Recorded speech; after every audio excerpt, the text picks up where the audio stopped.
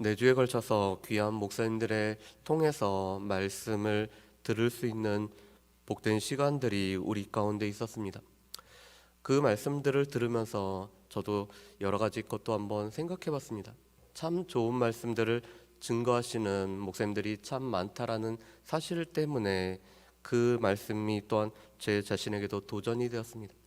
그런데 말씀을 전하는 목회자도 중요하지만 오늘 데살로니가 성도들처럼 이 말씀을 하나님의 말씀으로 받는 성도들도 중요하죠. 오늘 데살로니가전서 5장 말씀에 보면은 바울이 이제는 마지막 권면을 이 데살로니가 교회 성도들에게 하고 있습니다. 특별히 18절까지는 하나님께서 우리를 향하신 하나님의 뜻이 무엇인지를 분명히 우리에게 말씀하셨죠. 항상 기뻐하고 쉬지 말고 기도하며 범사에 감사하는 것이 바로 하나님의 뜻이었습니다. 그런데 이 하나님의 뜻을 이루기 위해서 우리가 조금 더 힘써야 될 것이 무엇인지 바울이 권면을 하고, 또한 이 성도들을 위해서 간구할 뿐만 아니라 자신들을 위해서 기도를 부탁하고 오늘 말씀을 맺고 있습니다. 오늘 말씀에 보면은 19절과 20절 말씀에 보면은 이렇게 되어 있죠. 우리 19절과 20절 말씀을 우리 같이 한번 읽어보겠습니다. 성령을 소멸하지 말며 예언을 멸시하지 말고 아멘.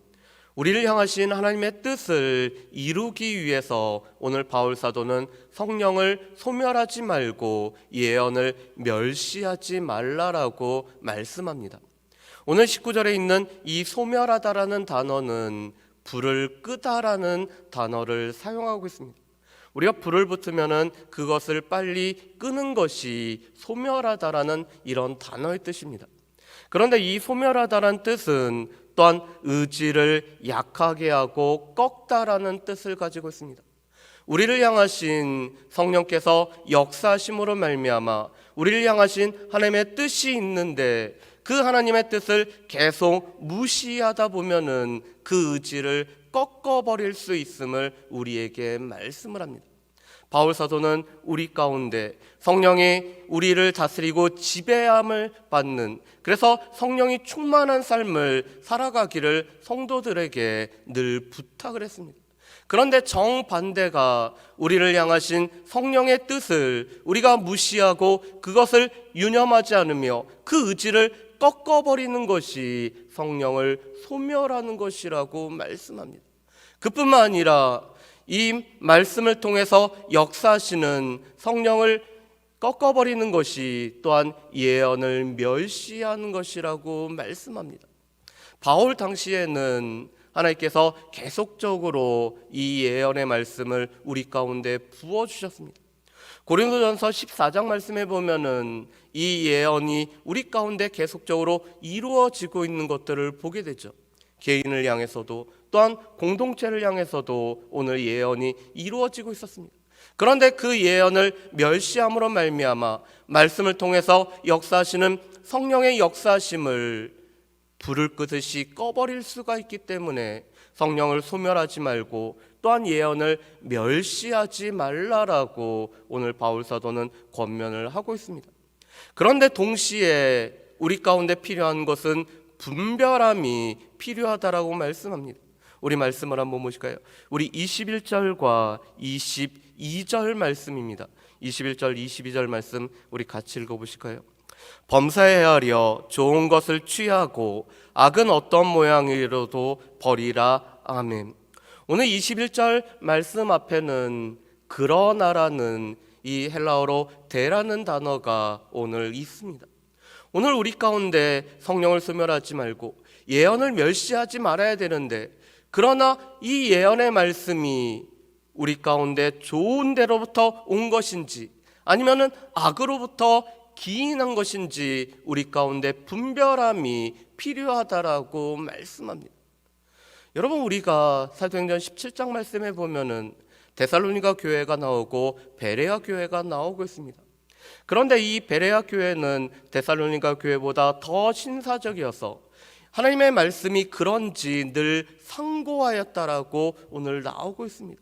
하나님의 말씀이 선포되어졌을 때 이 말씀이 바로 하나님으로부터 우리 가운데 주어졌는지 아니면은 사람의 생각에 의해서 주어졌는지를 늘 분별한 곳이 바로 이 베레아 교회였다라고 말씀합니다. 그런데 마찬가지로 우리 가운데 주어진 이 예언의 말씀을 우리가 잘 들어야 되는데 이 말씀이 과연 어디로부터 우리 가운데 주어졌는지를 분별하는 것은 또한 우리의 책임이라고 말씀합니다.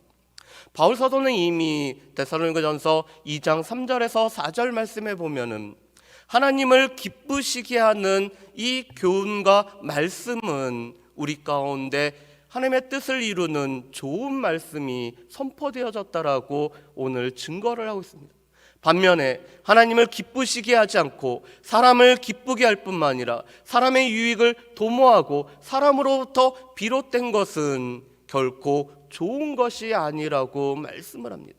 그래서 우리 가운데는 하나님의 말씀을 잘 분별하는 지혜 또한 필요하기 때문에 우리가 범사에 헤아려서 하나님으로부터 비롯되는 좋은 말씀들은 우리가 받아들여야 되지만 이 사람을 기쁘게 하는 악한 것들로 비롯된 것은 우리가 그것을 모양도 버려야 되는 것이 우리 가운데 필요함을 말씀합니다.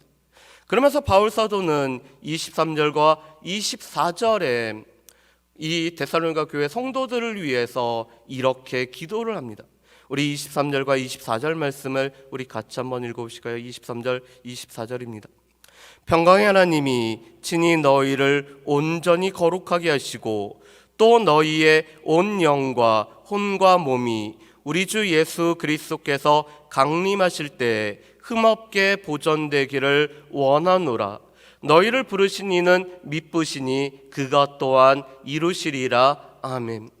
오늘 23절 말씀에 보면은 데살로니가전서 전반에 나와 있는 주님이 강림하실 이 종말적인 관점이 오늘 또한 나오고 있습니다. 오늘 바울 사도는 데살로니가 교회 성도들에게 주님이 강림하실 날 주의 날을 계속적으로 바라보고 있죠.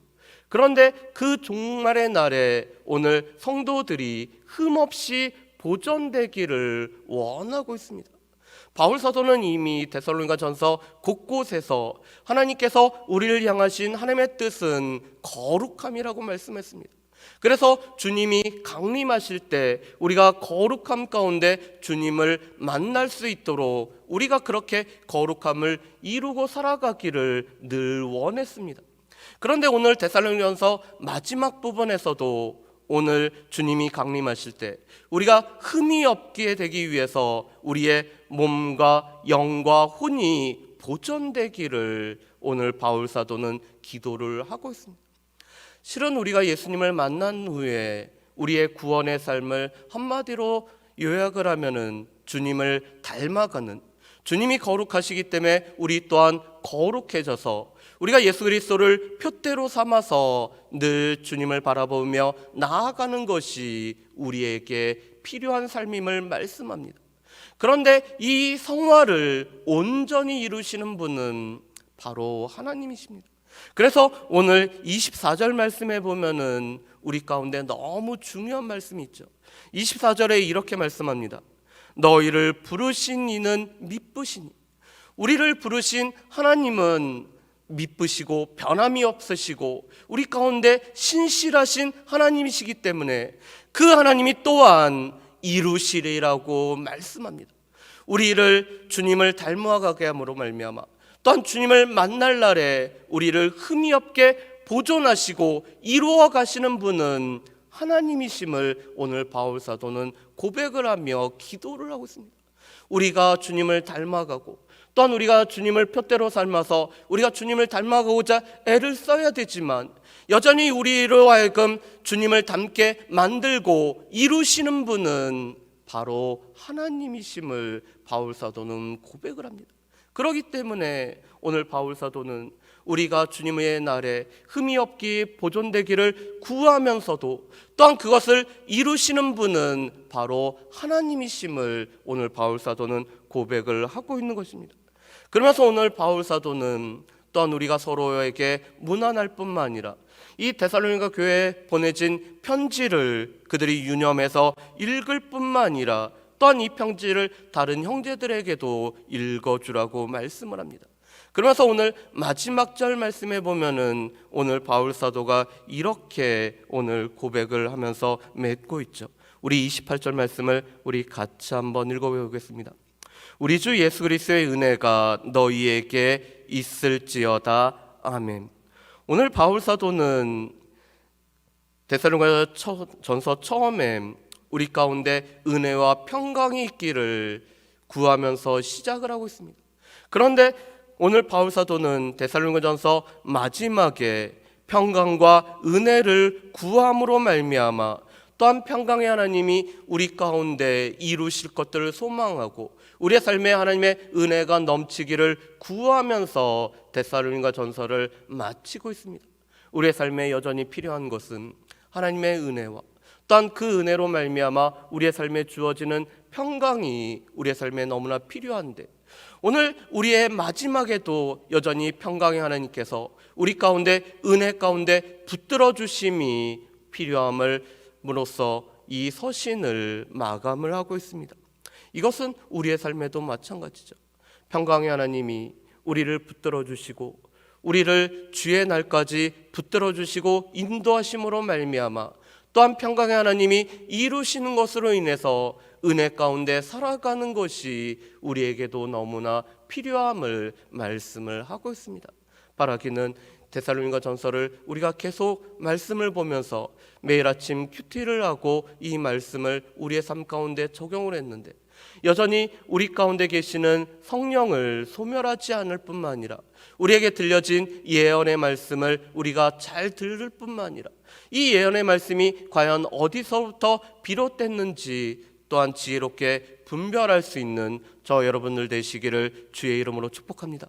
그뿐만 아니라 무엇보다도 평강의 하나님이 우리를 인도하시고 우리를 주님의 날까지 흠이 없는 자로 이끄시고 이루시기에 그 하나님의 인도하심을 따라 살아감으로 말미암아 우리의 삶에 하나님께서 행하셨고 하나님이 이루셨음을 늘 고백하며 살아가기 때문에 하나님의 은혜와 평강이 넘치는 삶을 살아가는 저 여러분들 되시기를 주의 이름으로 축복합니다.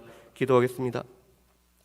사랑하는 풍성하신 아버지 하나님, 오늘 바울 사도는 데살로니가 전서 마지막을 마치면서 우리의 삶 가운데서 하나님의 뜻을 이루기 위해 우리의 삶에 늘 동행하시는 성령을 소멸하지 아니할 뿐만 아니라 우리가 예언의 말씀을 주의 깊게 듣고 또한 우리 가운데 악은 어떠한 모양이라도 버릴 것을 말씀하고 있습니다.